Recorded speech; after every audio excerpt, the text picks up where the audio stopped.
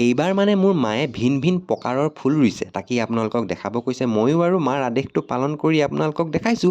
ফুলনি মানেই বাগিচা, বাগিচা মানেই ফুলনি।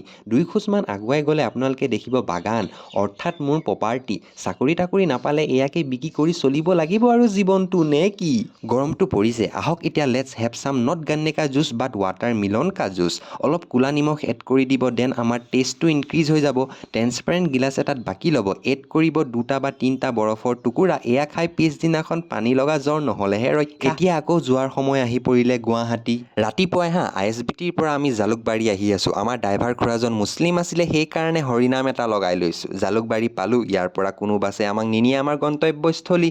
এতিয়া কোনোবাই ক'ব যে অ'লা নহ'লে উবেৰ এখন কৰি ল'ব লাগিছিলে, কিন্তু অ'লা উবেৰ কৰিলে মোৰ কণ্টেণ্টটো কেনেকৈ ওলাব কওকচোন। এই কণ্টেণ্টৰ আশাতেই মই আৰু মোৰ লগৰটো ৰাতিপুৱা 3 কিলোমিটাৰ গুৱাহাটী ইউনিভাৰ্চিটিৰ মাজেদি খোজকাঢ়ি আমাৰ ৰুম আহিছোঁ।